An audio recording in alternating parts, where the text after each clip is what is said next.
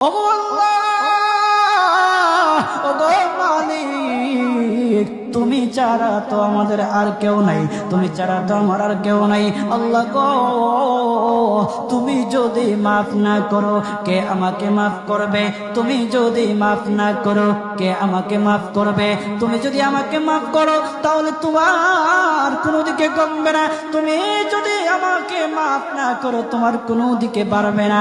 আল্লাহ গো, তুমি আমাকে মাফ করে দাও। সারাটা জীবন অন্যায় কাজ করেছি, সারাটা জীবন নাফরমানি করেছি, আমার কাছে কালেমার দাওয়াত কম আসে নাই, আমার কাছে কালেমার দাওয়াত কম আসে নাই, আমাকে লোকেরা কম বোঝায় নাই।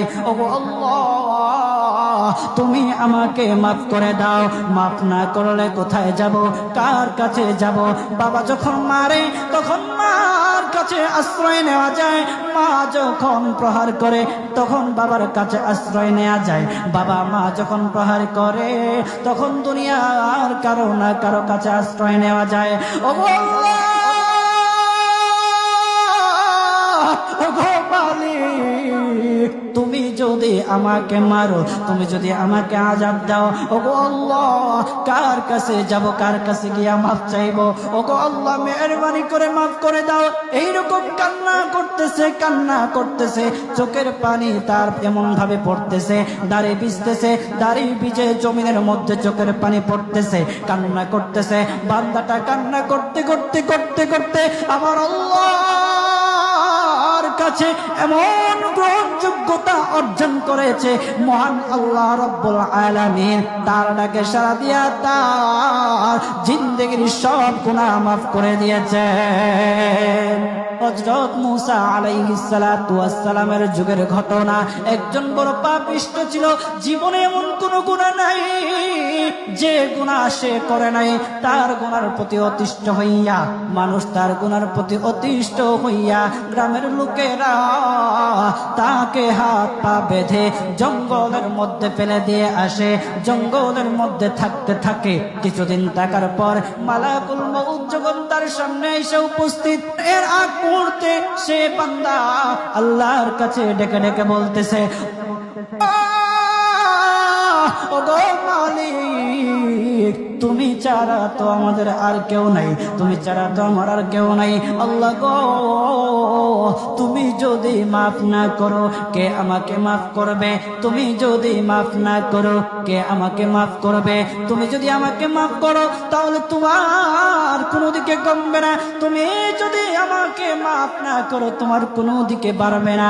আল্লাহ গো, তুমি আমাকে মাফ করে দাও। সারাটা জীবন অন্যায় কাজ করেছি, সারাটা জীবন নাফরমানি করেছি, আমার কাছে কালেমার দাওয়াত কম আসে নাই, আমার কাছে কালেমার দাওয়াত কম আসে নাই, আমাকে লোকেরা কম বোঝায় নাই। ওগো আল্লাহ, তুমি আমাকে মাফ করে দাও। মাফ না করলে কোথায় যাব, কার কাছে যাব? বাবা যখন মারে তখন মার কাছে আশ্রয় নেওয়া যায়, মা যখন প্রহার করে তখন বাবার কাছে আশ্রয় নেওয়া যায়, বাবা মা যখন প্রহার করে তখন দুনিয়ার কারো না কারো কাছে আশ্রয় নেওয়া যায়। ওগো আল্লাহ, ওগো মালিক, তুমি যদি আমাকে মারো, তুমি যদি আমাকে আযাব দাও, ওগো আল্লাহ, কার কাছে যাব, কার কাছে গিয়া মাফ চাইবো? ওগো আল্লাহ, মেহেরবানি করে মাফ করে দাও।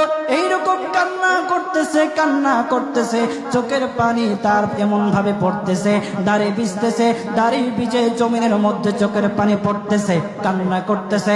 বান্দাটা কান্না করতে করতে করতে করতে আমার আল্লাহর কাছে এমন গ্রহণযোগ্যতা অর্জন করেছে, মহান আল্লাহ রাব্বুল আলামিন তার ডাকে সাড়া দিয়া তার জিন্দেগির সব গুনাহ মাফ করে দিয়েছেন। ওই বান্দাটা তাওবা করতে করতে করতে করতে হঠাৎ ইন্তেকাল করে। ইন্তেকাল হওয়ার পরে হযরত মূসা আলাইহিস সালাতু ওয়াস সালামকে মহান আল্লাহ বলে দিতেছে পয়গম্বর মূসা, ও দুস্থ, দেখো অমুক জঙ্গলে আমার একটা পাগলা আশেক, আমার পাগলা একটা আশেক মারা গেছে, ওই আশেকটার জানাজা তুমি পড়াও, দাফন কাফনের ব্যবস্থা করো। ও মূসা, আর তুমি একটা ঘোষণা দিয়ে বলে দাও, একটা ঘোষণা দিয়ে দাও, মূসা রে, ও মূসা, তুমি ঘোষণা দিয়ে বলে দাও যে আমার এই বান্দার জানাজার নামাজ অংশগ্রহণ করবে, মহান আল্লাহ তার জীবনের সব গুনাহ মাফ করে দিবে। আল্লাহু আকবার। আরো জোরে বলেন না আল্লাহু আকবার, আরো জোরে বলেন আল্লাহু আকবার। হাত উঠায়া বলেন আল্লাহু আকবার, আল্লাহু আকবার।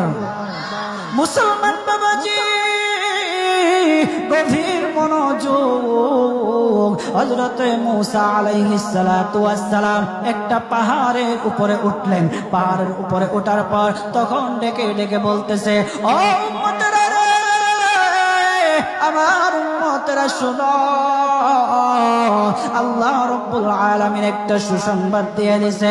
আমার আল্লাহ রাব্বুল আলামিনের একটা আশিক, একটা ওই অমুক জঙ্গলের মধ্যে মারা গেছে, ওই পাগলা আশিকের জানাজার নামাজ অংশগ্রহণ করো। যদি জানাজার নামাজ পড়ো, তখন আমার আল্লাহ তোমাদের জীবনের সব গুনাহগুলি মাফ করে দেবে। কেউ যদি নিজের গুনাহ ক্ষমা করাইতে চাও, কেউ যদি নিজের গুনাহগুলি ক্ষমা করাইতে চাও, তাহলে মহান আল্লাহ রাব্বুল আলামিনের ওই পাগলা আশিকের জানাজায় অংশগ্রহণ করো। তখন লোকেরা দলে দলে জানাজায় অংশগ্রহণ করার জন্য দলে দলে গেল, জানাজার নামাজ আদায় করলো। আদায় করার পর পয়গম্বর মূসা আলাইহিস সালাতু ওয়াস সালামকে বলতেছে, ও আল্লাহর পয়গম্বর, যারা জানাজায় অংশগ্রহণ করার কারণে মহান আল্লাহ তার জীবনের সব গুনাহ মাফ করে দেবে, এমন মহা ব্যক্তি তো, এই মহান ব্যক্তিটাকে তো একটা নজরে দেখা দরকার, অবশ্যই দেখা দরকার, আমাদেরকে সেই ব্যক্তিটাকে দেখান। তখন মূসা আলাইহিস সালাতু ওয়াস সালাম বলতেছে, ঠিক আছে, তোমাদেরকে দেখানো হবে। তখন যখন দেখাতে গেলেন, দেখানোর সাথে সাথে লোকেরা বলল, পয়গম্বর, আপনি কি বলেন, এই লোকটাকে তো আমরা ভালো করে চিনি, ওই লোকটা বড় পাপিষ্ঠ ছিল, বড় অন্যায়কারী ছিল, বড় জুলুমকারী ছিল। ওগো পয়গম্বর, সমাজে এমন কোন গুনাহ নাই যে সে করে নাই, সমাজে সব গুনাহ করেছে, সমস্ত গুনার সাথে সে জড়িত ছিল, সে জড়িত ছিল। তার গুনার কারণে, তার গুনার কারণে আমরা অতিষ্ঠ হইয়া তার হাত পা বেঁধে আমরা তাকে জঙ্গলের মধ্যে ফেলে দিয়ে আসি। এই পাপিষ্ঠ বান্দা আল্লাহ তাআলার বড় আশিক হতে পারে কিভাবে? আল্লাহ তাআলার প্যারা হতে পারে কিভাবে?